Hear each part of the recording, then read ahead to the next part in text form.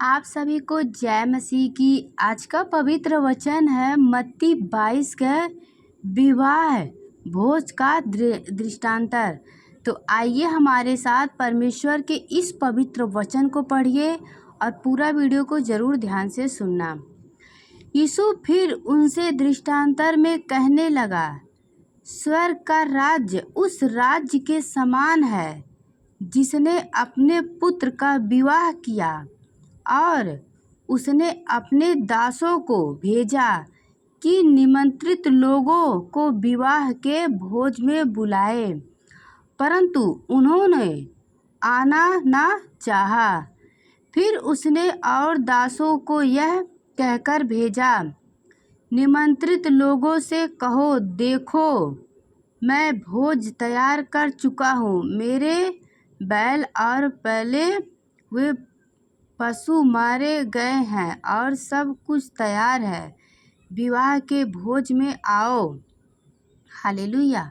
परंतु वह उपेक्षा करके चला गया, कोई अपने खेत को, कोई अपने व्यापार को। अन्य लोग ने जो बचे हो रहे थे उसके दासों को पकड़कर उनका अनादर किया और मार डाला। तब राजा को क्रोध आया और उसने अपनी सेना भेजकर उन हत्यारों का नाश किया और उनके नगर को फूंक दिया। तब उसने अपने दासों से कहा, विवाह का भोज तो तैयार है, परंतु निमंत्रित लोग योग्य नहीं ठहरे। इसीलिए चौराहों पर जाओ और जितने लोग तुम्हें मिले सबको विवाह के भोज में बुला लाओ। अतः उन दासों ने सड़कों पर जाकर क्या बुरे क्या भले जितने मिले सबको इकट्ठा किया और विवाह का घर अतिथियों से भर गया। जब राजा अतिथियों को देखने भीतर आया तो उसने वहाँ एक मनुष्य को देखा जो विवाह का वस्त्र नहीं पहने था। उसने उससे पूछा, हे मित्र, तू विवाह का वस्त्र पहने बिना यहाँ क्यों आ गया? उसका मुंह बंद हो गया। तब राजा ने सेवकों से कहा, इसके हाथ पांव बांधकर उसके बाहर अंधियारे में डाल दो, वह रोना और दांत पीसना होगा, क्योंकि बुलाए हुए तो बहुत हैं परंतु चुने हुए थोड़े हैं। हालेलुया। आइए इसकी आगे प्रभु का वचन यहाँ जानते हैं। तब फरीसियों ने जाकर आपस में विचार किया कि उसको किस प्रकार बातों में फंसाए।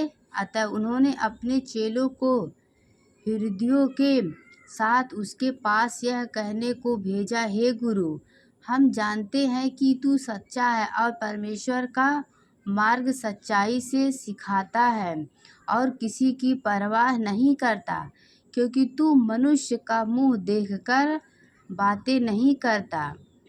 इसीलिए हमें बता, तू क्या सोचता है, कैसर को कर देना उचित है कि नहीं?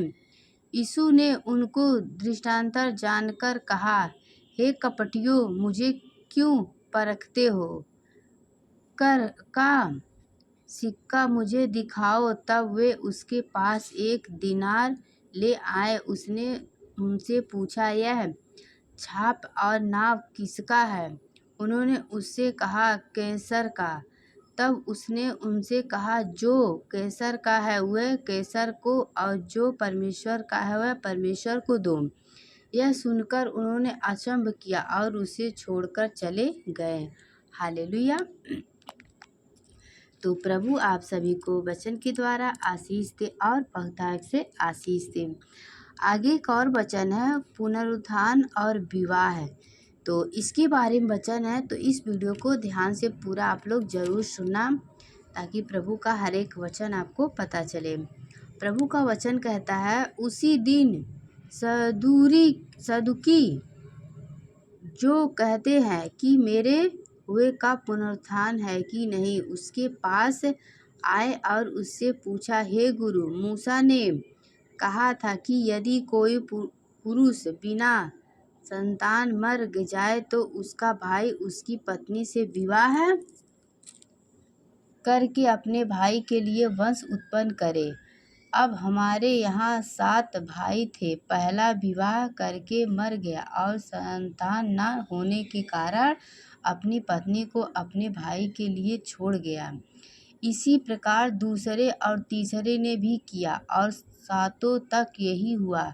सबके बाद वह स्त्री भी मर गई। अतः जो उठने पर वह उन 7 में से किसकी पत्नी होगी, क्योंकि वह सब की पत्नी हो चुकी थी। यीशु ने उनको उत्तर दिया, तुम पवित्र शास्त्र और परमेश्वर की सामर्थ्य नहीं जानते, इस कारण भूल में पड़े हो।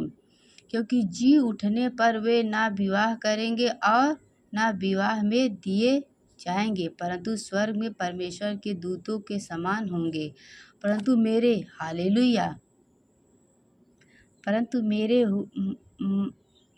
मरे हुए के जी उठने के विषय में क्या तुम यह वचन नहीं पढ़े जो परमेश्वर ने तुमसे कहा, मैं अब्राहम का परमेश्वर और इसहाक का परमेश्वर और याकूब का परमेश्वर, वह मरे हुए का नहीं परंतु जीवितों का परमेश्वर है। यह सुनकर लोगों उसके उपदेश से चकित हुए। आमीन, हालेलुया। तो मैं उम्मीद करती हूँ आप प्रभु का वचन आप सभी को समझ आया होगा। प्रभु सभी को आशीष दे। यहाँ एक वचन है, सबसे बड़ी आज्ञा। तो ये आज्ञा वे वचन है कि आप आइए, बाइबल की सबसे बड़ी आज्ञा है वचन में। तो आइए हम इस वचन को भी थोड़ा जानते हैं। जब फरीसी ने सुना कि यीशु ने समुद्रियों का मुंह बंद कर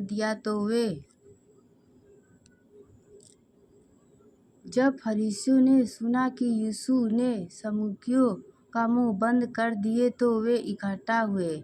उनमें से एक व्यवस्थापक ने उसे परखने के लिए उससे पूछा, हे गुरु, व्यवस्था में कौन सी आज्ञा बड़ी है? उसने उससे कहा, तू परमेश्वर अपने प्रभु से अपने सारे मन और अपने सारे प्राण और अपनी सारी बुद्धि के साथ प्रेम रख।